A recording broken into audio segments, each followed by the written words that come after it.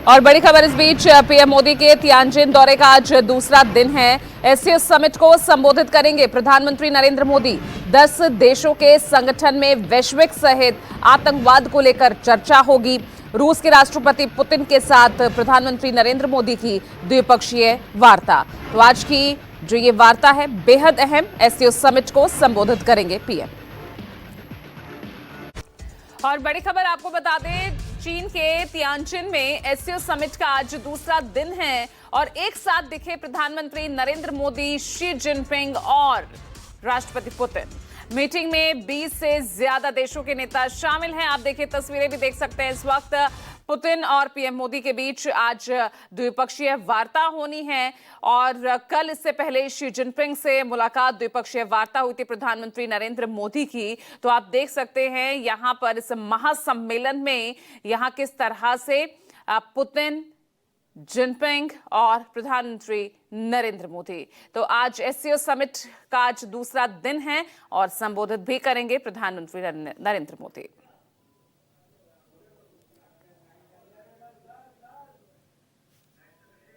तो आप ये लाइव तस्वीरें देख सकते हैं चीन के तियानजिन से आप ये तस्वीरें देख रहे हैं जिसमें एससीओ समिट का आज ये दूसरा दिन है और आप देख सकते हैं तमाम तस्वीरें यहां पर आपको प्रधानमंत्री नरेंद्र मोदी आपको नजर आ रहे हैं। इस बीच चीन के राष्ट्रपति शी जिनपिंग और पुतिन से आज मुलाकात भी होनी है, द्विपक्षीय वार्ता भारत और बड़ी खबर इस बीच पटना में आज राहुल गांधी की वोटाधिकार यात्रा का समापन है। पटना में इंडिया गठबंधन के दिग्गजों का जमावड़ा दिखेगा और गांधी मैदान से अंबेडकर मूर्ति तक राहुल करेंगे पदयात्रा।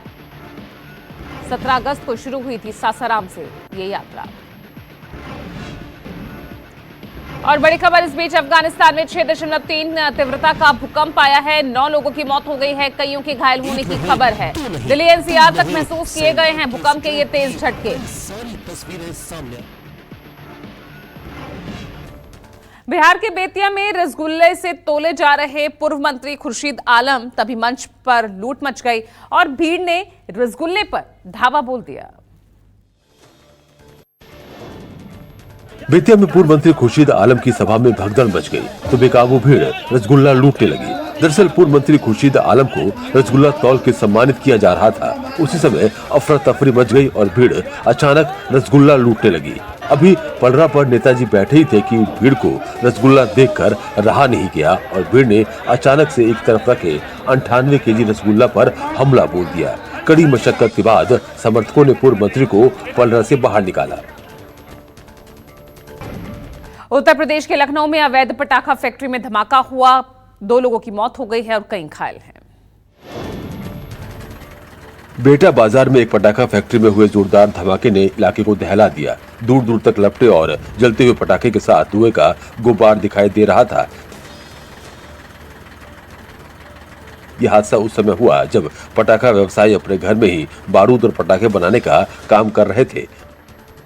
धमाके से पूरा मकान मलबे में तब्दील हो गया, जिसमें 2 लोगों की मौत हो गई और कई घायल हो गए। मध्य प्रदेश के नागदा खचरौद में सड़क हादसा हुआ। गहरी खाई में कार गिरी, 3 लोग उसमें सवार थे। हादसे के बाद की ये तस्वीर है जहां कार गहरी खाई में गिरी। कार पूरी तरह डूबी नजर आ रही है। शुरुआत में कार पर कोई नहीं दिखाई देता है, लेकिन मशक्कत के बाद एक कार सवार कार के ऊपर आवाज लगाता नजर आता है। कुछ ही देर में स्थानीय लोग वहां पहुंचते हैं, रेस्क्यू अभियान में जुट जाते हैं। गनीमत की कार सवार तीनों को ग्रामीणों की मदद से सुरक्षित बचा लिया जाता है। नागदा खचरौद के घोसोला गांव के पास की ये घटना है। उत्तर प्रदेश के चंदौली में खाद नहीं मिलने से पेड़ पर चढ़ा किसान। पुलिस और ग्रामीणों ने समझा बुझाकर उतारा। लंबे समय से यूरिया की कमी से परेशान ये किसान बरगद की पेड़ पर चढ़ गया और हंगामा करने लगा। आत्महत्या करने तक की धमकी दे दी। पेड़ पर चढ़ा ये किसान मनोहर धान की फसल के लिए यूरिया खाद की तलाश में मजगावा और बोझ सोसाइटी के चक्कर लगाता रहा, लेकिन खाद नहीं मिला। ऐसे में फसल बर्बाद होने की चिंता से परेशान मनोहर पेड़ पर चढ़ गया और खाद नहीं मिलने तक नीचे नहीं उतरने के साथ जान देने की धमकी दी। घटना की सूचना मिलते ही पुलिस मौके पर पहुंची और समझा बुझाकर उसे नीचे उतारा। और चलिए अब तेजस 24 के सफर को आगे बढ़ा रहे हैं। हिमाचल प्रदेश में कई जगहों पर भूस्खलन, शिमला से लेकर बांखड़ा तक सड़क पर गिरे मलबे, काफी देर तक आवाजाही ठप रही। लैंडस्लाइड के बाद की ये तस्वीर भाखड़ा बांध की है, जब मलबा हटाने का काम चल रहा था। भाखड़ा बांध के बिल्कुल नजदीक नैना देवी मार्ग पर भूस्खलन हुआ, जिसमें बड़े बड़े पत्थर रोड पर आ गिरे। लोगों को ज्यादा परेशानी न हो, इसके लिए प्रशासन तुरंत ही मलबा हटाने के अभियान में जुट गया। करीब 1 घंटे की कड़ी मशक्कत के बाद बीबीएमबी ने सड़क को साफ कर यातायात के लिए खोल दिया।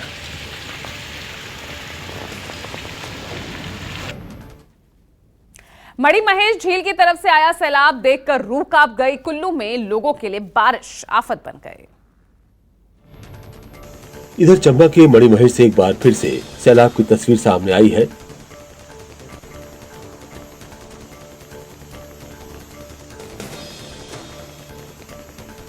पहाड़ से पानी सैलाब के रूप में दिख रहा है।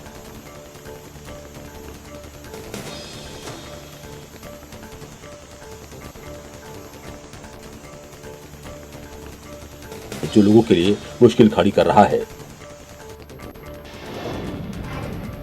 देहरादून के पिथौरागढ़ में लैंडस्लाइड से बंद हुई सुरंग, अंदर फंस गए 19 मजदूर और अब तक 8 को बचाया गया है। पिथौरागढ़ में धारचूला के पास में भूस्खलन होने से बड़ा हादसा हो गया। एलागाड़ स्थित एनएचपीसी पावर हाउस की टनल का मुहाना बंद हो गया। टनल के मुहाने पर भूस्खलन के बाद भारी मलबा और पत्थर जमा हो गए, जिसमें अंदर काम कर रहे 19 मजदूर फंस गए। मलबा हटाने और टनल के अंदर फंसे मजदूरों को बाहर निकालने का काम जारी है।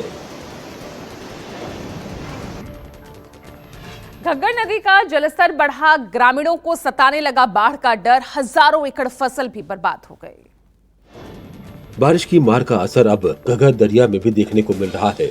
पटियाला के रामनगर और हरियाणा के चीका से निकलने वाला घग्गर दरिया धीरे धीरे खतरे के निशान के पास पहुंचने लगा है।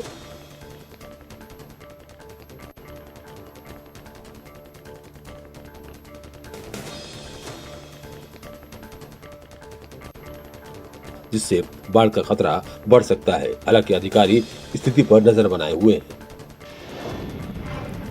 उत्तर प्रदेश के बस्ती में कॉलेज परिसर में आकाशीय बिजली गिरी। बारिश के दौरान कॉलेज परिसर में कुछ बच्चे खेल रहे थे और इस हादसे में वो बाल बाल बचे। सुबह मौसम खुशनुमा था, चारों ओर बादलों ने आसमान को ढक रखा था। बच्चे किसान डिग्री कॉलेज के ग्राउंड में कबड्डी खेलने के लिए इकट्ठा हुए थे। खेल पूरे उत्साह से चल रहा था, तभी अचानक तेज धमाके के साथ आकाशीय बिजली गिरी। तेज रोशनी और जोरदार आवाज से मैदान में मौजूद बच्चे सन्न रह गए और कुछ पल तक कुछ समझ नहीं आया। गनीमत रही कि कोई भी बच्चा चपेट में नहीं आया। बिजली गिरने की घटना से घबराए बच्चे तुरंत भागकर सुरक्षित स्थान पर पहुंच गए। मथुरा में यमुना के तेज बहाव में बही 2 महिलाएं और पुलिसकर्मी, राहगीरों ने जान बचाई।